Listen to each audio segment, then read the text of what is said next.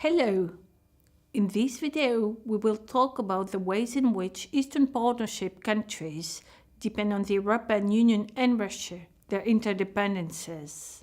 We will talk about how these links have evolved over time and the factors behind their evolution, with a particular focus on Belarus, Ukraine and Moldova. What is the nature of these links in sectors such as trade, energy, security and migration? Historical legacies are important to understanding regional links in the post-Soviet space. During Soviet times, central planning allocated production facilities and infrastructure between the republics. This created a deep structural dependence on Russia. However, after the breakup of the Soviet Union, new patterns of interaction started to develop, both among the former Soviet republics and with external actors. Looking at the current picture, Eastern Partnership countries are still strongly linked to Russia, but we will show that these links vary across sectors and countries. In addition, other actors, primarily the European Union, but also China and Turkey, play an increasingly important role in the trade and energy cooperation of Eastern Partnership countries, as well as in their mobility and migration patterns. For Belarus, Ukraine and Moldova, it is Russia that has traditionally been their main energy supplier and a major market for their exports.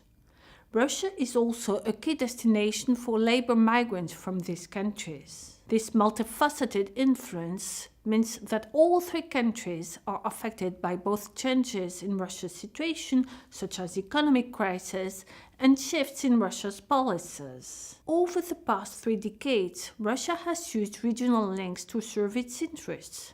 Bilateral agreements and multilateral frameworks have only perpetuated regional asymmetries.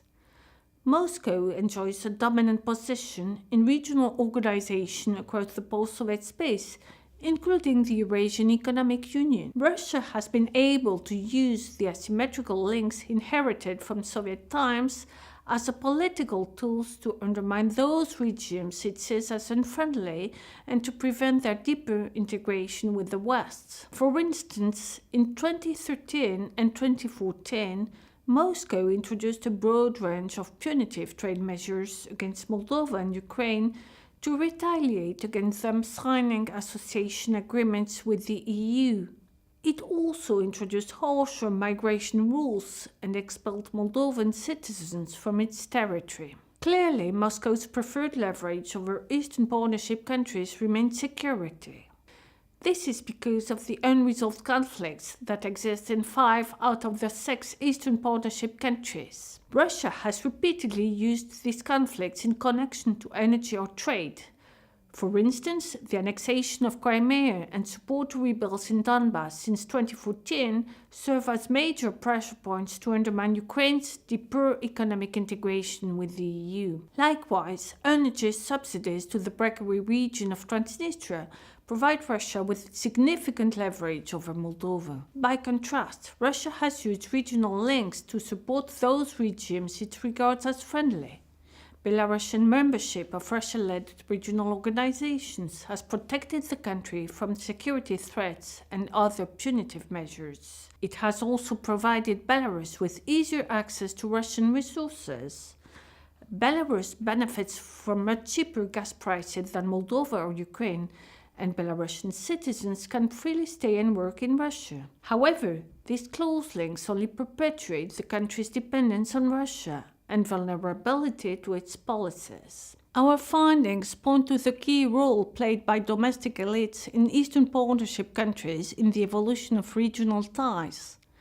Domestic elites may enjoy political and economic benefits from links with Russia. In this case, they have limited interest in developing relations with other actors such as the EU. This is clearly the case for Belarus. There, Russia's support, whether it takes the form of cheaper energy or close security cooperation, is critical for the regime.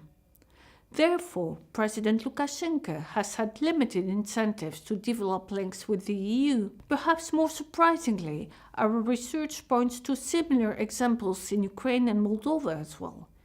In Ukraine, former President Yanukovych decided in 2010 to extend the lease of the Black Sea Fleet base in Crimea to Russia until 2042 in exchange for a discount on gas price.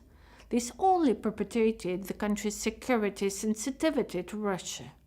But this decision can only be understood when taking into account the interests of Ukrainian oligarchs linked to the former Ukrainian president who benefited from the gas trade with Russia. We also find that Moldova's persisting energy dependence on Russia is tightly interconnected with the interests of the local elites. For them, alternative options such as connections with the EU are too costly, because they derive financial benefit from the opaque energy arrangements with Transnistria and Russia. However, as a result of Russia's growing pressure, in recent years Moldovan and Ukrainian elites have increasingly sought to reduce ties with Russia. The EU is emerging as a major alternative for these countries. The EU now provides increased market access for Ukrainian and Moldovan goods through deep and comprehensive free trade agreements. It has supported Moldovan agricultural products by cutting tariffs and increasing quotas in response to Russia's bans. As a result, Moldovan exports to the EU have grown threefold over the past decade, while trade with Russia has sharply declined. Likewise, after the annexation of Crimea by Russia, the Ukrainian government launched reforms to the gas market. As a result, Ukraine no longer imports gas from Russia and covers its requirements with supply from the European market